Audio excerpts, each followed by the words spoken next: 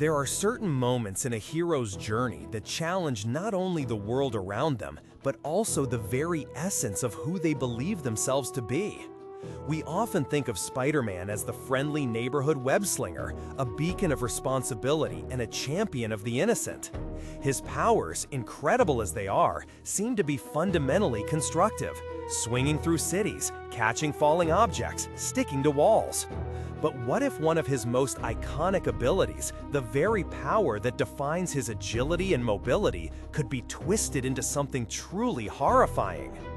Imagine for a moment a touch that doesn't just cling, but tears. A handprint left not as a sign of help, but as a searing brand of agony and destruction. This is the dark secret embedded within Peter Parker's wall-crawling ability, an application so chilling it has its own name, the Mark of Kaine. The origins of this technique are, fittingly, rooted in Peter's own genetic legacy, specifically in his amoral clone, Kaine. Kaine, unlike Peter, was not burdened by the same moral compass. His powers, while mirroring Spider-Man's, were often wielded with a brutal efficiency, a raw, unrestrained force. It was Kaine who first manifested this disturbing offshoot of adhesive touch. He would use his enhanced grip not just to stick, but to literally rip the skin from a person's face, leaving behind a handprint-shaped scar that burned with a lingering, almost supernatural pain. It was a visceral, terrifying display of power, born of rage and a complete disregard for the sanctity of human flesh. A primal, predatory use of an otherwise benign ability. Now pause and consider the implications of this. For Peter Parker, a hero defined by his restraint, his profound understanding of power and responsibility, the existence of such a capability within his own genetic blueprint, within his own powers, must be deeply unsettling. It's one thing for a villain to possess such a gruesome ability. It's another entirely when it resides dormant within the hero himself, a chilling reminder of a path he could, theoretically, choose. And indeed, there came a time when Peter Parker, the amazing Spider-Man, crossed that line. Not intentionally, not as a calculated act of malice, but in a moment of extreme, almost unbearable rage. This harrowing incident occurred during his confrontation with Sasha Kravinoff. For Peter, who carries the immense burden of his failures and losses, there are few things that can push him to such an extreme. But Sasha, in her cruel manipulation and the tragic loss she orchestrated, managed to tap into a wellspring of fury Peter rarely allows himself to access. In that raw, primal moment, driven by desperation and a profound sense of vengeance for the pain she inflicted, Peter instinctively used a version of the Mark of Kaine. It was a brief, terrifying glimpse into a rage so intense it manifested in a way that truly blurred the line between hero and monster.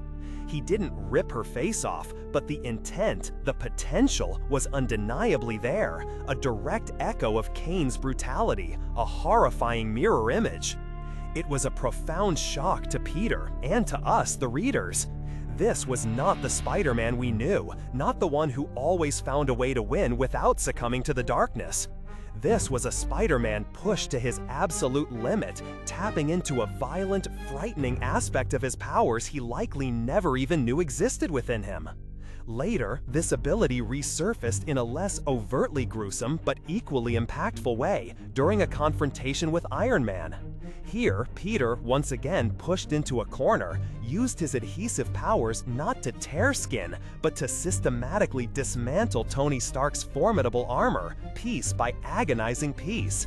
It was a strategic application, born of desperation and the need to neutralize an overwhelming threat, but the core principle remained, using his sticking power not for adhesion, but for separation, for destruction.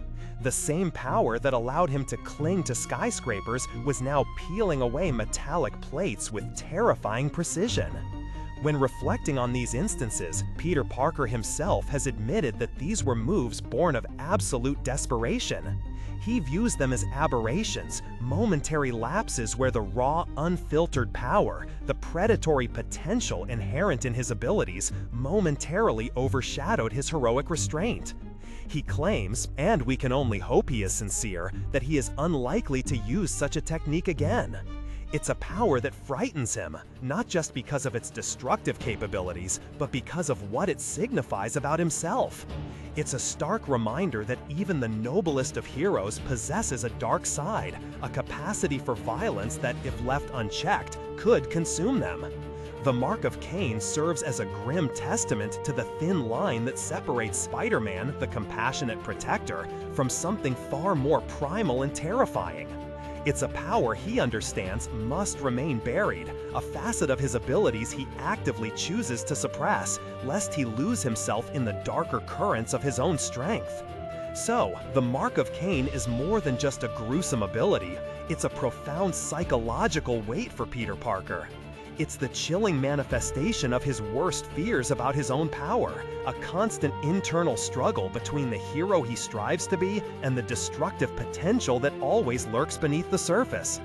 It reminds us that even our greatest heroes are not immune to the darkness, and their true heroism often lies not just in what they can do, but in what they bravely choose not to do. What do you think of this darker side of Spider-Man's powers? Does it make him more complex, or does it detract from his heroic image? Share your thoughts in the comments below, and if you found this exploration intriguing, consider subscribing for more deep dives into the intricate lore of your favorite characters.